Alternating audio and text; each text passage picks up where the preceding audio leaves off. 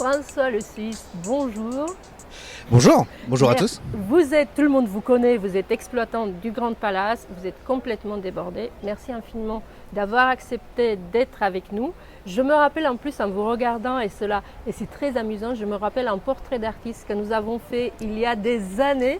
Parce que si vous ne le saviez pas, vous connaissez tous le Grand Palace, je sais, vous le suivez sur les réseaux sociaux, je sais, vous êtes vachement de plus en plus nombreux d'ailleurs à suivre François sur les réseaux sociaux. Mais quand vous vous promenez à côté du bassin de l'Ombré à la Chaume, vous ne saviez peut-être pas encore que les sculptures monumentales, les totems qui se trouvent là-bas, ont été sculptés par François. Et lorsque vous achetez une bague, il se peut, une bague plutôt de joaillerie, plutôt vendue dans des boutiques un peu chic, il se peut que la bague ait été dessinée et conçue donc par François. C'est pour cela que je rigolais, parce que je vous avais rencontré pour parler de ces très jolis bijoux que vous faisiez il y a quelques années déjà, et que vous avez refait d'ailleurs pendant le confinement. Déjà à l'époque, moi j'avais pas de problème de coiffeur, donc confinement ou pas, c'était pas un problème.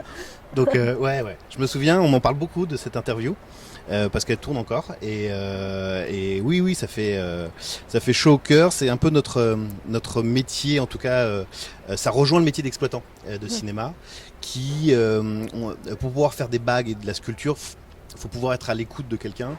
Et parce que toutes les bagues sont personnelles et c'est un peu comme au cinéma, on accueille différemment chaque personne parce qu'on se met aussi à la hauteur. C'est important de mettre de l'humain en tout cas. Donc mes créations, j'ai repris, ça faisait à peu près à la période où tu m'avais interviewé, j'arrêtais tranquillement pour reprendre et je rachetais le cinéma familial. Mes goûts étaient impeccables, m'attendaient sur mon établi, les os, l'ivoire, tout ça attendait sur mon établi. J'avais ma petite bibliothèque à matière.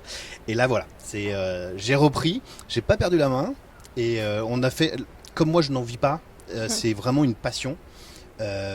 J'ai commencé à vouloir faire des collaborations, encore une fois avec l'humain, avec les rencontres. Et donc voilà, on a fait des belles collaborations. On parle, c'est vrai que ce moment où on nous tient rencontrés, c'était le moment entre votre vie d'avant et la reprise du cinéma, que vous avez réussi haut la main, parce que le cinéma en plus fait peau neuve. Le cinéma, les Sablés se sont vraiment appropriés votre cinéma. C'était vraiment le but, c'est pas mon cinéma, c'est le cinéma des Sablés. Et c'est assez rigolo, là, tu disais qu'il y avait beaucoup de personnes qui nous suivaient sur les réseaux sociaux. Quand ils le disent, c'est notre cinéma au sable. Il y a une appropriation du lieu, c'est magique et nous ça nous fait des outils de langage à pouvoir utiliser et effectivement c'est leur cinéma. Nous on est juste mandatés pendant une petite période de ma vie où je serai là et je mettrai. Faut imaginer quand tu rachètes un lieu comme ça, c'est 1914 le cinéma.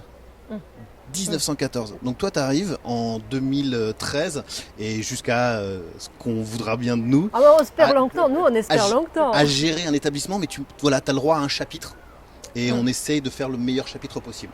Vous êtes modeste aussi, parce que je sais qu'en c'est seulement quelques années, vous êtes fait un nom, et c'est assez rare au milieu de cinéma et des grands cinémas de la France entière, parmi les distributeurs, parmi les comédiens, les gens vous connaissent et ils vous aiment bien. Ce ne sont pas juste les Sablés. Vous n'êtes pas un très grand cinéma et pourtant vous êtes remarqué au niveau national. Et c'est ça qui est très très beau et très réussi chez vous aussi. C'est aussi la particularité que l'on a, c'est qu'on est le dernier indépendant. Il n'y a plus. On est un cinéma dit familial, mais pas parce que c'est une famille qui le gère. Là, je le gère avec ma femme, avec ma fille de 10 ans qui est dans les couloirs, tout le monde la connaît. Ce qui fait aussi que c'est familial, c'est qu'on y va en famille. On y va avec des amis qu'on aime, on fait ses premières rencontres, on fait ses premières galoches, on fait ses dernières galoches. Enfin, il y a de ça, mais c'est assez rigolo parce que nous, on en joue beaucoup. On a beaucoup de l'humour potage sur notre Facebook, mais c'est ça. C'est-à-dire que c'est un cinéma qui est récurrent, où on y va, c'est un espace où il se passe quelque chose. Oui, au-delà de ça, François, je pense que cette année, vous avez eu aussi un prix du plus grand nombre d'entrées. Il y a eu quelque chose. J'avais vu quelque chose passer sur Facebook. Vous avez été primé. Alors, c'est un prix qui est différent de ça. C'est pas le nombre on a un taux de remplissage qui est énorme.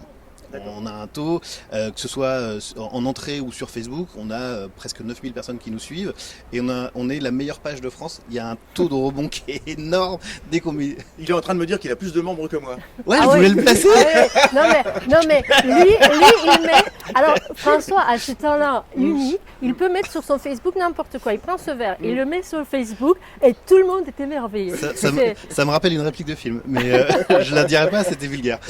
Puisqu'on parle de film, justement, je crois, on rigole, mais en même temps, je crois que ce lancement de cinéma annoncé le 22, parce que vous voulez bien ouvrir dès le 22, est quand même un casse-tête pour vous qui attendiez cela plutôt au mois de juillet. Aïda, il faut comprendre que nous, on est un gros matou devant une petite encoche dans la plainte. On attend que la souris passe, quoi. On avait les crocs, on s'est limé les ongles pendant... Enfin, là, on est au taquet. Je veux dire, le jour... Imagine-toi le jour où...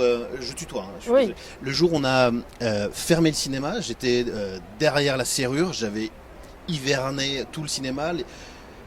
Mais un mouroir, j'avais l'impression que je partais, c'était ma prière, ma dernière, qu'on allait me... C'était horrible, Personne, tout le monde voulait se prendre dans les bras pour dire on se revoit bientôt.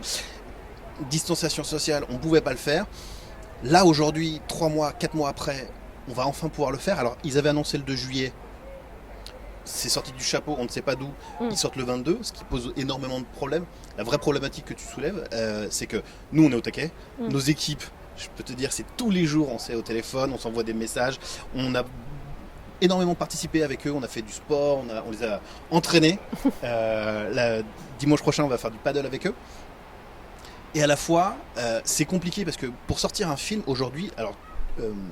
tu me demandais un coup de cœur, le film que je vais te donner tout à l'heure. Pour le sortir, c'est un très gros film de Gaumont.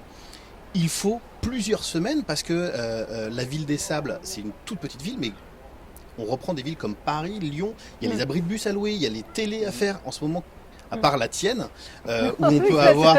Mais qui fait des vrais plateaux ? Oui, tout à fait. Ouais. C'est vrai, et puis les films ne sont pas sortis.